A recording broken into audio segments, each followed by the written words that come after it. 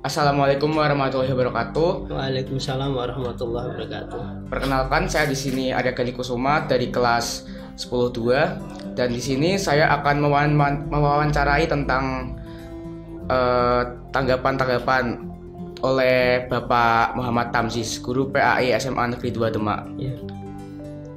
Jadi Pak Tamzis, begini, bagaimana tanggapan Bapak terkait dengan pembakaran jilbab di Iran?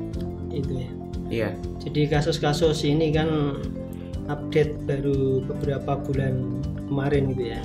Setelah viral dan mungkin sekarang ini masih banyak gitu ya di medsos gitu ya, terkait dengan kasus-kasus pembakaran jilbab. Itu kan sebenarnya diawali dari mengenakan jilbab yang tidak sesuai dengan ketentuannya di Iran ini, bukan Islam ini, di Iran. Jadi di Iran itu kan paham mayoritas kan Syiah gitu. Jadi ada ketentuan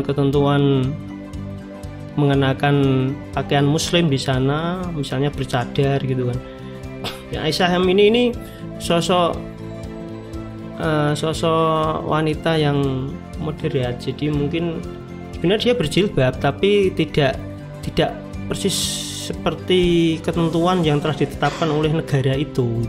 Jadi kalau unsur ketentuan jilbab seperti di Indonesia itu sudah masuk tidak masalah, masuk aturan syar'inya tidak masalah, sudah seluruh anggota tubuh juga tertutupi, cuma tinggal wajah dan mungkin telapak tangan gitu ya. Tapi itu menjadi persoalan ketika ketemu dengan polisi moral. Di sana ada polisi moral tentang penegakan akhlak itu. Kemudian dari situ Aisyah itu dianiaya gitu. Dipukuli, kemudian dapat penganiayaan itu dan beberapa kali masuk rumah sakit dan akhirnya menjadi nyawanya tidak tertolong, kemudian meninggal. Itu yang melatar belakangi kemudian massa itu menjadi marah dan kemudian membakar jilbab. Ada yang sampai melepas jilbabnya, yang kemudian ada juga yang sampai memotong rambutnya. Akibat apa ya? Akibat ini ya, intoleransi sebenarnya. Kalau saya melihat intoleransi tentang keberbedaan pemahaman tentang nilai-nilai agama gitu ya, yang menjadi masalah itu. Jadi awalnya itu, sehingga demo besar-besaran itu mengkhawatirkan. Sekarang itu di Iran tuh banyak yang support terhadap kematian Aisyah ini, sampai terjadi lagi pembunuhan. Jadi ada yang demo kemudian ditembak, meninggal juga. Nah, inilah yang saya maksud. Sebenarnya pemahaman Islam yang berbeda itu kalau tidak dipahami dengan konteks yang sebenarnya, antara teks dan konteks, itu akan berakibat pada dampak negatif terhadap kehidupan sosial manusia. Lalu tentang kasus pengusiran pelajar berjilbab di India itu gimana, Pak? Kalau menyikapi tentang jilbab di India itu kan, itu kasusnya kalau nggak salah 3 bulan yang lalu, Juni, kalau nggak akhir Juni itu salah ya, itu disiarkan di berbagai TV dan media. Itu ya kita ketahui sebenarnya India itu kan mayoritas negaranya kan Hindu. Artinya akhir-akhir ini sentimen negatif terhadap Muslim itu banyak sekali muncul dikarenakan ya ketidakpahaman mereka terhadap toleransi beragama gitu. Jadi kesalahpahaman, kemudian ada ekses akibat intoleransi yang dilakukan oleh pejabat-pejabat pemenang yang sekelas legislatif itu kan juga pernah itu kan sering diserukan di sana intoleransi yang kita kenal. Sebenarnya negara-negara Indonesia dulu itu aman-aman saja, sangat toleran. Tapi tidak tahu, kadang-kadang kita itu dipicu oleh orang-orang yang tidak bertanggung jawab untuk menanamkan isu-isu kebencian itu. Akhirnya berimbas pada orang-orang yang sudah Muslim, yang udah jilbab, padahal mereka juga aslinya juga orang India gitu kan, tapi Muslim itu udah diusir kebencian itu. Nah, akhirnya minoritas menjadi apa ya, target objek masalah-masalah yang terkait dengan isu-isu radikal. Itu yang ditemukan orang yang pakai jilbab kalau di India itu dia radikal gitu kan gitu. Padahal kan tidak semua gitu kan. Itu berarti yang terjadi karena miskomunikasi, kesalahan pemahaman terkait dengan agama gitu.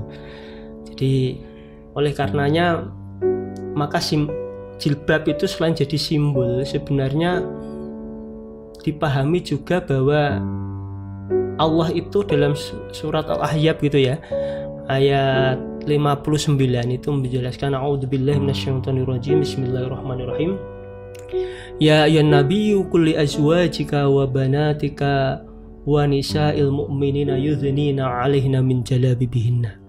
Jadi dari dasar itu sebenarnya kalau kita telusuri, ya ayyuhan nabiyyu di situ tidak langsung, padahal Al-Qur'an tidak langsung ya Muhammad qul li azwajika, kan bisa kan Allah begitu. Jadi kalau ya Muhammad berarti yang diwajibkan berjilbab itu adalah umat muslim. Tapi kan tidak, Allah menggunakan kata-kata ya ayyuhan nabi. Ketika nabi di situ bisa jadi nabi-nabi sebelum Muhammad. Artinya ketika ajaran Islam itu ada, sebelum Islam pun mereka sudah diperintahkan untuk berjilbab. Ada Nasrani, ada mungkin Yahudi gitu. Jadi tidak masalah sebenarnya. Kesalahan pemahaman agama terhadap yang dilakukan dipicu oleh orang-orang yang intoleran sebenarnya. Kalau kita toleransi agama tidak ada masalah agama itu. Oh, jadi kalau misalnya kita paham agama tentang toleransi, kita nggak akan ada masalah ya? Tidak ada masalah. Oke. Terus kalau tanggapan tentang Profesor Santosa itu yang nyebutin kalau mahasiswa berjilbab itu sama aja kayak manusia gurun gitu, gimana Pak? Itu kan berarti kan juga sama. Jadi ketika kita mengatakan bahwa seorang guru besar pun sendiri kalau sudah terdegradasi hatinya tentang keimanannya, kebenciannya itu terhadap ya tadi isu-isu yang intoleran tadi itu kan balasan itu juga tidak baik gitu. Sisi lain, kenapa kemudian ada orang itu bertindak katakan radikal kemudian dibalas kemudian dia juga radikal, itu kan tidak pas. Jadi ketika mengatakan mahasiswa itu yang dimetaforkan dengan manusia gurun itu kan ya kita tahu sendiri bahwa gurun itu kan Arab gitu ya, identifikasi identitas dari Arab gitu ya. Benar. Jadi orang-orang Arab kan orang gurun. Jadi itu udah mengandung unsur diskriminasi gitu kan. Diskriminasi. Jadi ya kalau itu diucapkan oleh seorang guru besar ya tidak pas lah. Jadi itu menunjukkan bahwa kebencian juga hatinya, itu menunjukkan haliahnya itu muncul di sana. Jadi gimana ya, kita harus menyikapi tentang isu-isu busana muslim, kaidah-kaidah kita berbusana itu seharusnya disikapi dengan cara yang bijak gitu. Misalnya ada perbedaan tentang mengenakan atau konteksasi tentang jenis jilbab atau apa, kerudung di zaman dulu itu kan masuk fashion gitu, perkembangan budaya gitu. Jangan diartikan harus begini, tidak bisa gitu, karena Islam juga berkembang sesuai dengan nilai-nilai budaya, dan budaya sebaliknya juga berkembang dengan nilai-nilai agama juga. Jadi saling mengisi di situ. Jadi itu. Lalu kalau kan sekarang lagi ngetren nih anak-anak muda pakai kalung emas gitu. Nah itu kalau kadang kan ada cowok juga tuh yang pakai, kalau cowok pakai kalung emas tuh sebenarnya gimana sih, boleh apa enggak? Ya. Dalam ketentuan busana muslim ada muslimah gitu ya. Itu kan salah satunya kan tidak diperbolehkan tasabuh. Tasabuh itu menyerupai. Jadi seorang laki-laki tidak diperbolehkan menyerupai pakaian wanita. Dan begitu pula wanita tidak diperbolehkan menyerupai pakaian laki-laki.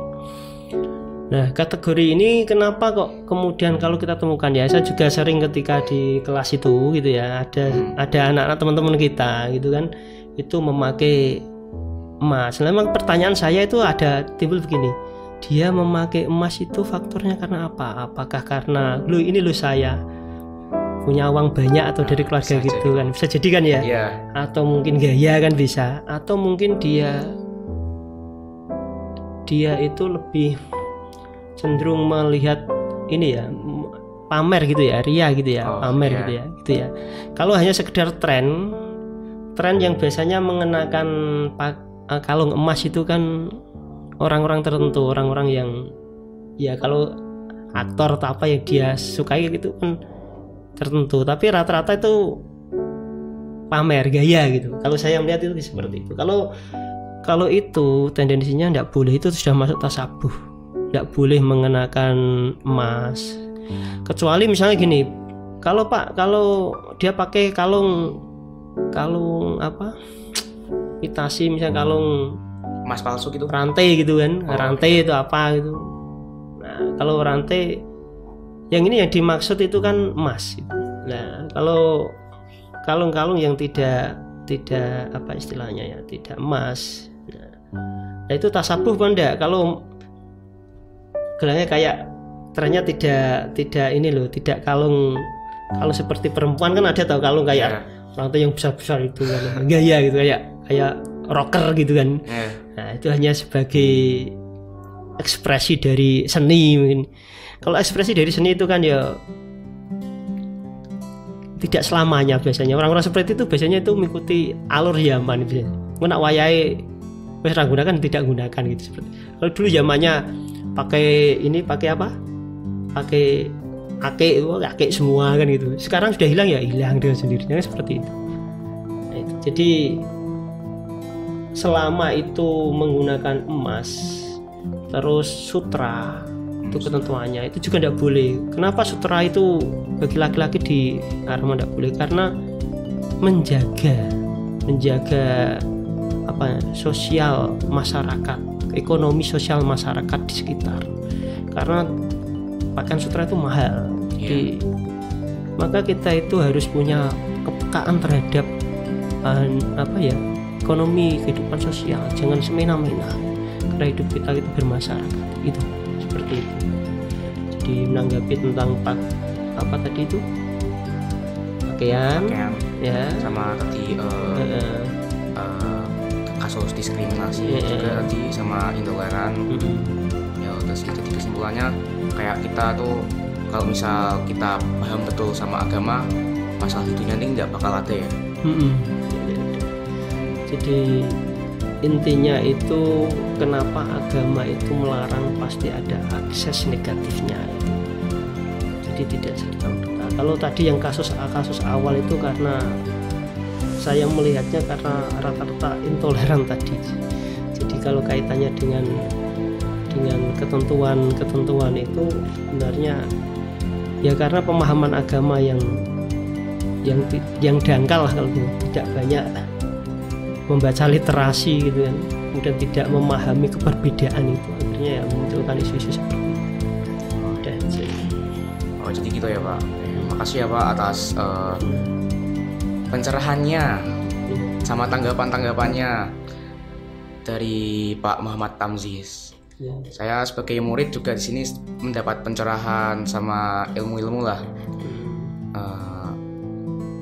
Makasih ya Pak. Terima kasih. Mudah-mudahan semangat selalu. Amin. Agar kita menjadi generasi Muslim yang benar-benar hakiki, dan kita juga memiliki pemahaman agama-agama yang moderasi beragama. Jadi kita bisa menghargai keperbedaan gitu dalam beragama. Ketika ada teman kita yang belum bisa mengenakan jilbab, ya jangan langsung kita justifikasi begitu enggak. Ya, itu berproses gitu ya. Jadi kita harapkan dengan kita mengikuti ketentuan berbusana muslim dengan yang baik, itu berarti kita menyelamatkan akidah kita, menjaga diri kita, marwah kita, kehormatan kita, keluarga kita, dan semua yang ada di sekitar kita menjadi keluarga yang baik gitu ya. Ya, amin. Ya, itu saja yang bisa saya sampaikan. Terima kasih. Wallahu muwaffiq ila aqwamit thoriq wal afu minkum. Assalamualaikum warahmatullahi wabarakatuh. Waalaikumsalam warahmatullahi wabarakatuh.